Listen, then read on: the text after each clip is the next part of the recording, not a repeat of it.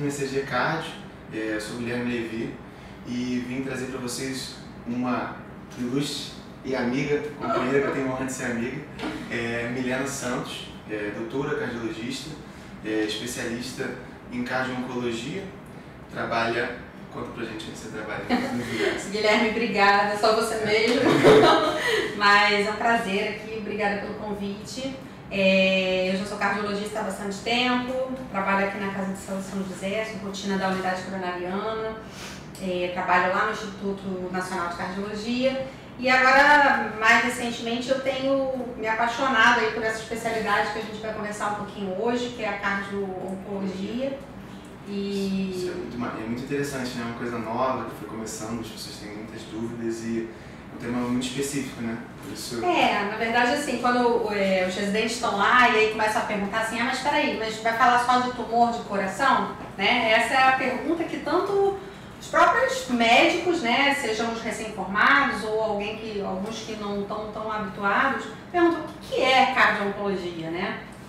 Então, assim, o que é fascinante é que nada mais é do que a cardiologia geral, mas naquele paciente que tenha um diagnóstico oncológico, né? Então, existem os estudos, né, iniciais, já datam de muitos anos atrás, mas como uma subespecialidade é uma coisa realmente mais recente, né? A gente quase falou a primeira pergunta, aproveitando, o que seria a cardio-oncologia, né? Se a gente tem mais alguma coisa para complementar. Então, a cardiologia em geral, como a gente vê de forma global, né? Focada para o paciente que necessita de algum suporte oncológico, né? Então a gente acaba ligando essas duas especialidades, mas não perde o foco cardiológico também, de certa forma, né? A gente só conecta o componente oncológico. Exatamente, na verdade é você ter a neoplasia, que cada vez a gente faz mais diagnóstico, as pessoas estão ficando mais velhas, e aí é óbvio que a incidência de aparecer uma doença neoplásica, ela aumenta, né, com esse passar da idade, além dos recursos que a gente tem para poder descobrir as doenças, né, em termos de acesso aos tipos do arsenal aí diagnóstico, né. E aí existe as medicações que a gente vai conversar aí ao longo da live e que realmente você precisa ter esse olhar para esse paciente, que é um paciente que tem fatores de risco que são bem parecidos, né, das duas doenças, tanto as doenças oncológicas quanto as doenças cardiológicas, né? Certo.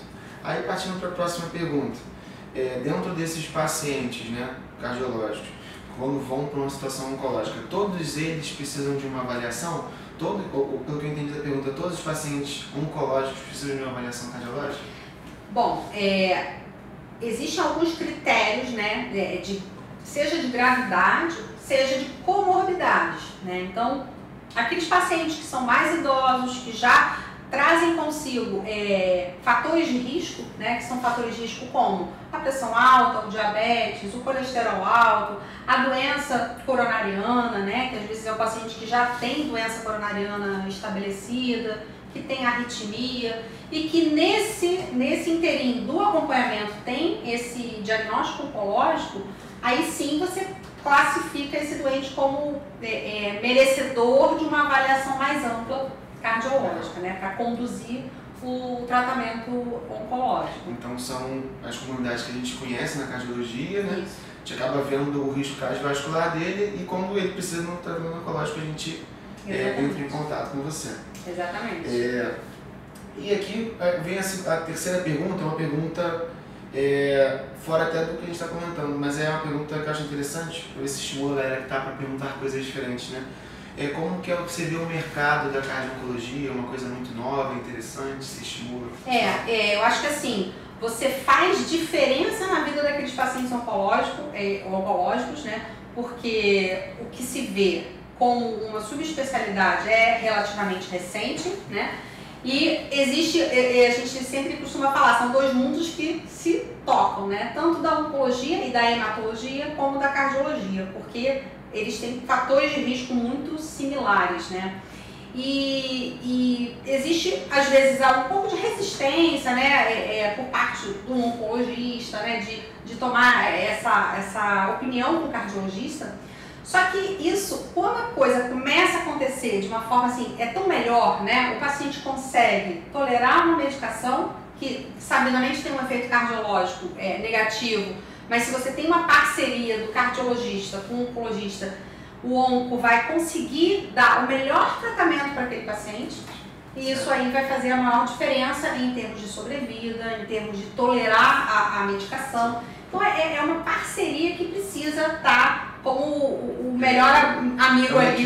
Né? É uma coisa que a gente fala muito na cardiologia Heart Team, seria a equipe cardio-onco, né? Exatamente. A ideia de evitar a piora desse paciente, né? O paciente tem um dispneia, tem uma insuficiência cardíaca, você começa a fazer uma medicação forte, começa a prejudicar, descompensar ele, você compensa ele mais adequadamente, dá um norte para o oncologista, permite que ele trabalhe melhor. Né? Exatamente, é uma parceria, de fato, para você dar um cuidado integral do paciente. Né?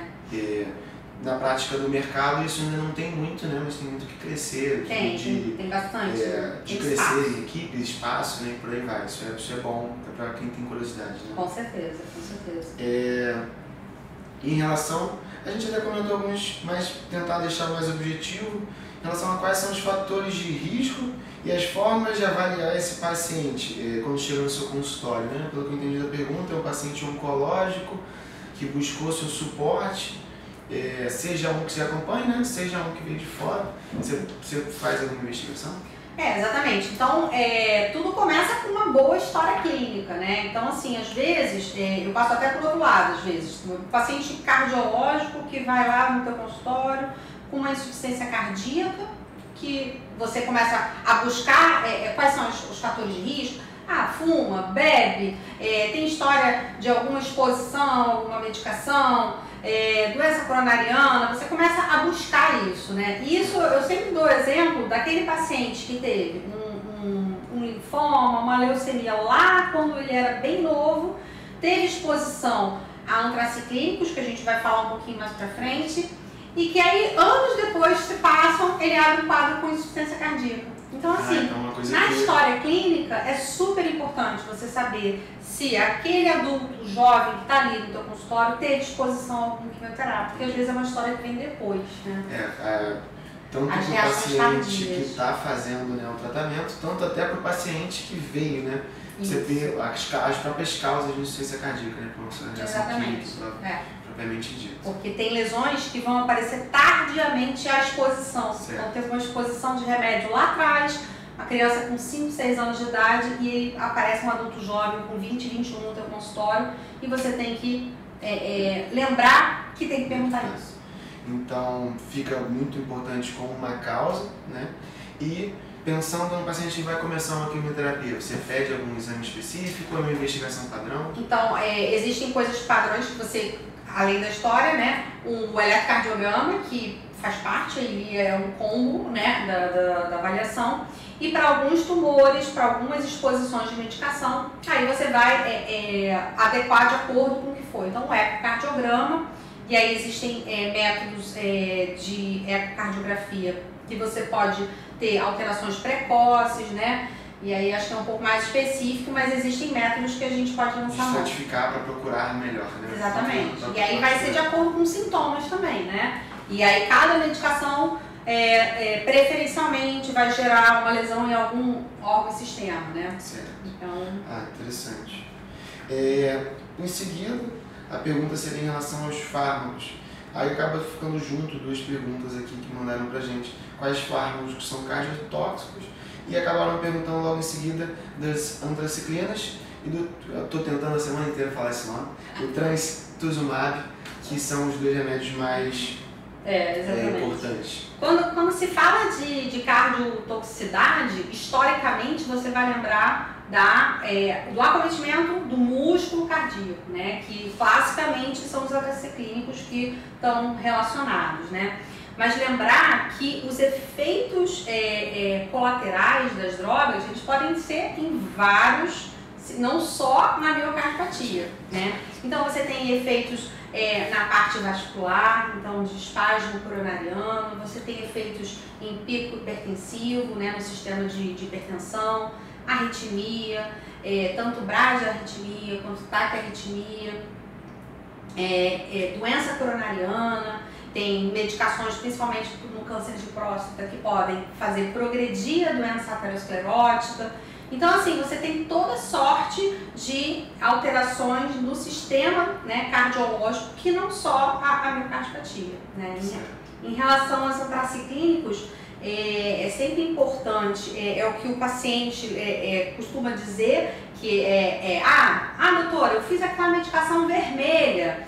Então, assim, você começa a pegar um pouco do jargão do paciente, que de fato a doxorubicina, ela tem aquela cor vermelha. Então o paciente fala, doutor, eu fiz aquela vermelha, depois eu fiz a branca. Então você começa a ver que aquele paciente teve exposição. E uma coisa muito importante que a gente costuma, quando a gente trabalha com os oncologistas, e eles falam assim, a dose cumulativa da medicação, né? Para cada tipo de neoplasia você tem um protocolo estabelecido, né, de medicações. E aí a cada ciclo você se soma as doses. Vai se acumulando, né? Exatamente. Tem alguma que acumula mais do que outra? Faz diferença? Então, faz diferença sim. Os antraciclínicos existem a doxorubicina, que é o mais estabelecido, que existe uma dose cumulativa que você tem em torno de 350 miligramas por metro quadrado, né? Que aí é uma dose cumulativa que a partir da qual existe maior risco de você ter uma associação com cardiotoxicidade. E é uma lesão irreversível, né? Existem vários tipos de cardiotoxicidade, são aquelas que não se reparam, irreparáveis, que é associada, é o caso da antraciclínica, né? E o trastuzumab, que é uma medicação, o anti-HER2, que tem um outro mecanismo de cardiotoxicidade que pode ser reversível. Então, às vezes é o paciente que está usando, em algum momento ele faz uma disfunção cardíaca, que você vê tanto pela queixa clínica, né, de dispneia, de ortopneia, quanto pela alteração do ecocardiograma, e aí em algum momento você pode parar o ciclo, reduzir, e aí você pode reexpor e ver como é que o paciente se comporta. Certo.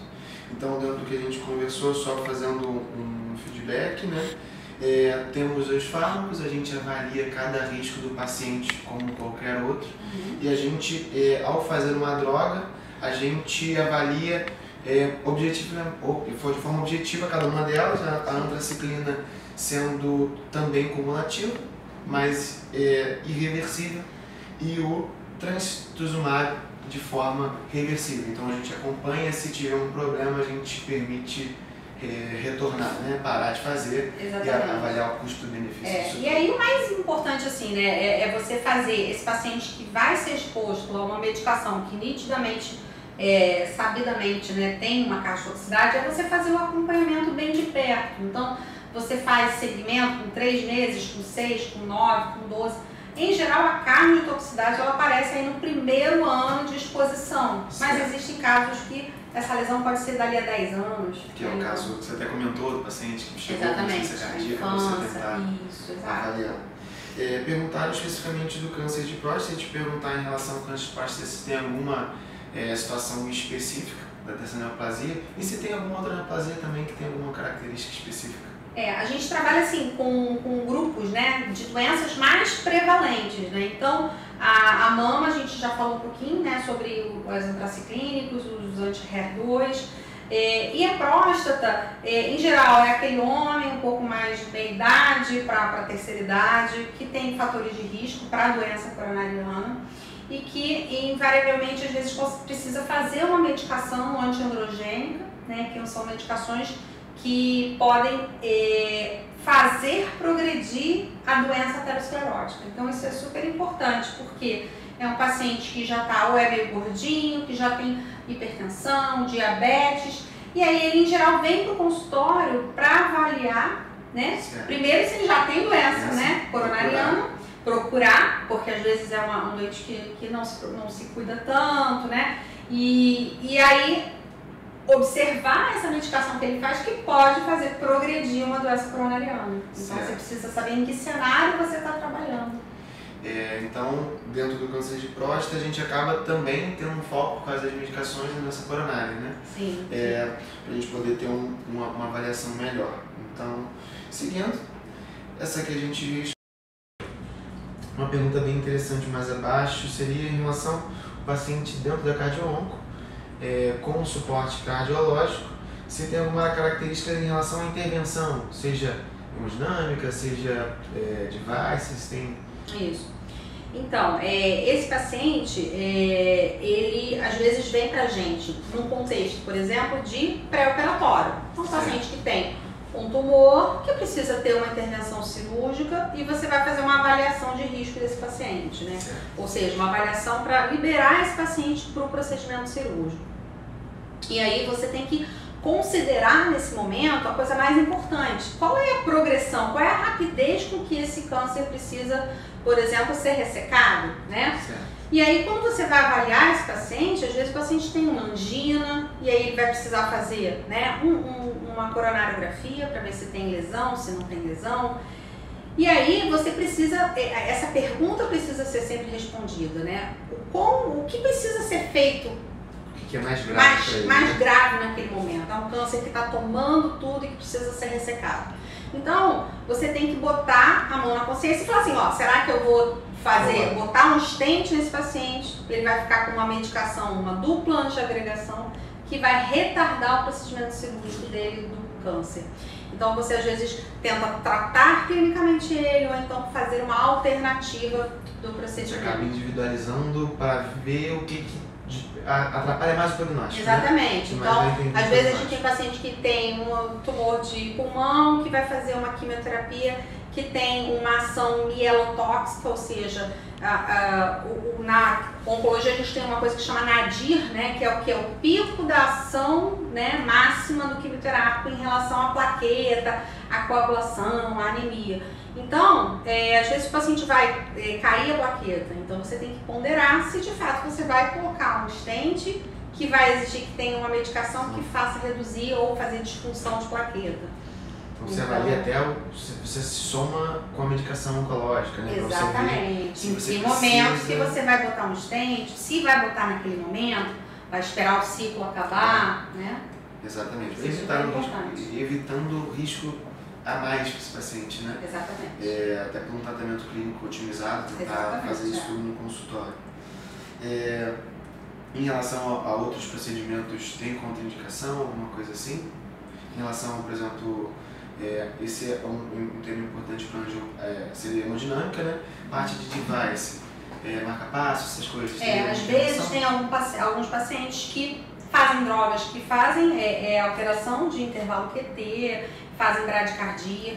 Tem alguns pacientes, às vezes, que no ato cirúrgico, às vezes até na indução anestésica, fazem bloqueios, né, avançados, e às vezes você de fato precisa, um paciente que precisa botar um device, um marca-passo, para poder fazer o procedimento com segurança. Né? Certo. Então a gente falou dessa resposta, essa pergunta é bem interessante. Dando mais uma. Em relação ao uso de antihipertensivo no paciente da cardio-onco, faz diferença? Você usa algum remédio específico? Não, via de regra, as medicações elas precisam ser adequadas de acordo com os protocolos mesmo de uso de antihipertensivo, né? Sabendo que tem alguns casos de quimioterápicos que às vezes você tem que aumentar a dose dos antihipertensivos, porque eles, como efeito colateral, eles causam hipertensão. Certo. E tem muitos tumores também que você, junto ao quimioterápico, você usa o corticoide. E o corticoide, como efeito colateral, pode fazer descontrolar a hipertensão por retenção hídrica, né? Tanto pelo remédio quanto pelo corticoide, o complemento da terapia. Tanto a medicação propriamente, quanto o corticoide, que às vezes é usado para poder fazer o pacote, né, do quimioterápico, do ciclo, né, de quimioterapia. Entendi. Em relação à próxima pergunta também abrangente, em relação a TVP, trombose venosa profunda, esse paciente tem mais risco, especificamente tanto oncológico, né, quanto algumas patologias cardiovasculares têm risco alto? Você teria alguma coisa específica? Na verdade, no rastreio, né, às vezes é um paciente que não tem o diagnóstico oncológico, né? Sim. mas só que é mais idoso e aparece, né, com uma trombose venosa. Na investigação, você precisa pensar que tem que pesquisar a doença oncológica, porque as doenças oncológicas por si só, né, as neoplasias, elas aumentam o risco de trombose, é um efeito pró-trombótico, né? Então, assim, às vezes o paciente nem tem o diagnóstico de neoplasia e você vai buscar ativamente porque ele apareceu de uma hora para outra sem fator. Porque às vezes você vai buscar, o paciente está imobilizado? Não, não está imobilizado. Tem história de trombofilia? Não, não tem. E aí você tem que buscar neoplasia oculta, que até então não está sendo pesquisada. Então, para o paciente que teve uma TVP, a gente procura uma neoplasia como causa.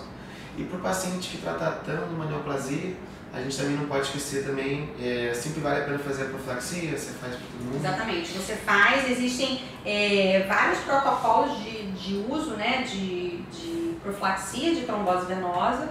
Então o paciente internado vai ter mesmo, mas alguns têm critérios, né, de fazer para casa, boa parte deles. E é claro que individualizando de acordo com o tipo de tumor, então às vezes, principalmente os tumores gastrointestinais, que tem risco grande de sangramento, você tem que ponderar o risco-benefício, né? Mas está muito associado, né? E uma outra coisa também diferente são tromboses em lugares diferentes. Então, assim, trombose de membro superior, que não é uma coisa tão habitual. Então, tromboses de subclávia. Então, são sítios que não são tão habituais de você ver. E aí você precisa pensar no diagnóstico, né? Interessante. Seguindo, né? Perguntar em relação à anticoagulação, se tem alguma preferência, tanto hospitalar, heparina, clexane, tanto em casa com os anticoagulantes orais e os antigos, né? Isso. Em termos hospitalares, mesmo, enfim, no serviço público, a enoxaparina, ela é utilizada, você pode usar, às vezes, dependendo do tipo de tumor, você faz até a heparina não fracionada, em bomba venosa, para você ter um ajuste mais preciso. Mas você pode usar ambas, né? Agora, quando o paciente vai para casa, existem alguns estudos, que são os estudos até mais modernos, né? Que tem alguns anticoagulantes novos, né? Dessa categoria nova, que foram estudados em populações oncológicas mais específicas, né? Certo. Então, a rivaroxabana, o edoxaban, que tem alguns estudos que demonstram esse segmento do paciente oncológico em termos de segurança, né, tanto de sangramento quanto eficácia em prevenção e tratamento de trombose. Então, no hospital acaba não mudando tanto em relação ao fármaco, né? E em casa acaba que a gente pode usar os remédios que são mais estudados, né?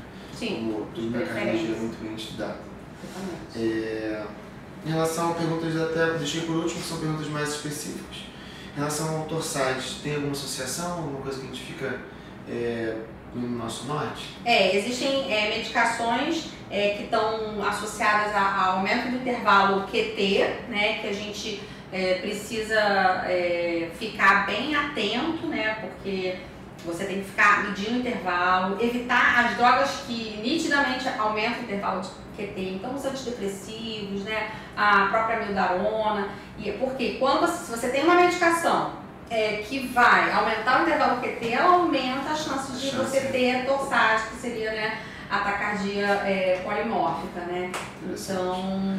Então acaba que você pensa em relação ao remédio, né? Pensa em fugir do efeito colateral. Então, aumenta o QT, a gente fica como qualquer outra medicação que a gente usa fora, né? E lembrar que esses pacientes eles usam polifarmácia, né? Então, assim, são muitas medicações que você precisa estar sempre atento, que uma está interagindo com a outra, né? Então, para estar atento para eles tolerarem as medicações.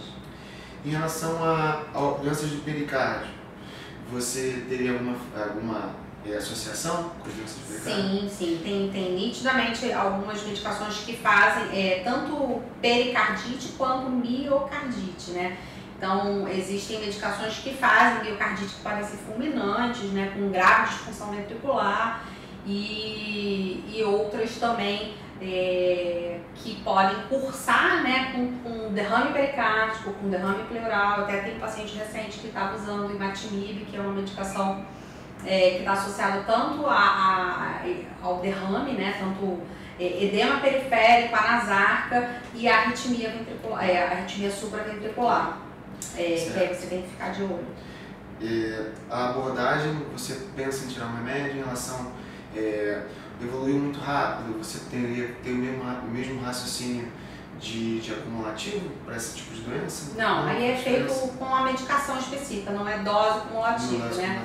É um efeito da classe e às vezes, dependendo da medicação, você troca, você tenta uma outra classe de remédio, de segunda, terceira linha, né?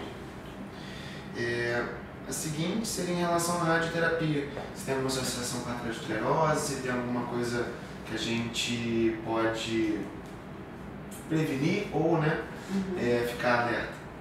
Então, a radioterapia é uma terapia que complementa, né, algumas intervenções, então câncer de mama, linfoma, e o que pode acontecer? Faz lesão endotelial direta, então ele faz progredir doença coronariana, principalmente, exemplo assim, o câncer de mama, em geral a mama esquerda, então a radioterapia é direcionada para a mama esquerda e aí você vê que pode evoluir. Então, o paciente às vezes que tem uma idade que não é tão, eles são pacientes mais novos, mas que evoluem por ação direta da radioterapia, tá? nas lesões coronarianas. Endotelial, propriamente dito, né? Exatamente. Acaba machucando mais, né? Isso. E causa mais lesão. Exatamente. Em relação às perguntas específicas, a gente falou quase de todas que não dá. E perguntas mais para o futuro, em relação à nova residência, em relação ao cardio-onco, né? Um R5 específico que fizeram ano passado, o que você acha? Eu acho que foi um super ganho, né, assim, de você ter estabelecido como realmente uma complementação da formação. Algumas outras estratégias estão desenvolvendo. Hoje a gente tem em curso, né, uma pós-graduação de cardio-oncologia da SBC, que é vinculada ali pelo INC, pelo INCA, que dá esse substrato para esse médico, tanto o médico recém, né, que está formando agora, quanto médicos como mais velhos aí, como eu, como mais experientes, que começam a ver isso com outros olhos, né? Então, assim, formação precisa existir. Fora do Brasil já existem muitas clínicas, né? Nos Estados Unidos tem zilhões de clínicas que têm cardio-oncologia. E eu acho que é esse o futuro, né? Porque na verdade as doenças vão ser mais diagnosticadas, as pessoas vão viver mais e aumenta a incidência de ter essa doença. E eu acho que você precisa ter uma formação adequada para você dar o melhor suporte para aquele doente, né? Então, assim, é empolgante, porque você vê às vezes pacientes que são muito jovens, que têm uma doença que é super agressiva, e a sua intervenção em deixar usar aquela medicação com parcimônia e ter um segmento, você dá uma sobrevida para aquele doente que é muito, sabe, gratificante você acompanhar esse paciente e dar essa sobrevida para ele. Entendi. E é o que a gente busca na medicina como um todo, né? A gente quer fazer o melhor pelo paciente e com a cardio-oncologia a gente acaba tendo um suporte melhor para esse paciente, que geralmente é crítico, né? Demanda muita atenção, ao menos. Com certeza, sem dúvida. Ia pedir para todo mundo que está online, se alguém tiver alguma pergunta específica, mandar para a gente agora, porque estamos abertos a perguntas, tá? Além disso, eu estava pensando aqui, caso a gente esperando o pessoal comentar, em relação na cardio-onco, como que você vê a paliação, que é um tema que transita muito na especialidade que a gente tanto gosta, que é a cardiologia e a oncologia, para esse tipo de pacientes, o que você acha? Não tem como falar de cardio-onco, né, sem falar de paliação, né, porque esses pacientes vão ter metástase, esses pacientes vão ter doenças que são intratáveis. Então, assim, a paliação, ela transita entre esses dois cenários, né, da cardiologia, não como aquele doente que a gente faz paliação, um doente cardíaco terminal, né, com aquelas insuficiências cardíacas que já não tem mais o que a medicina oferecer para eles, mas você pode dar, sim, um mínimo de qualidade de vida até o final, ou deixando ele não sentir dor, deixando, né, existem formas de fazer isso. Então, as coisas andam juntas ali. A gente sempre se cura, né? A gente sempre busca. Não, exatamente.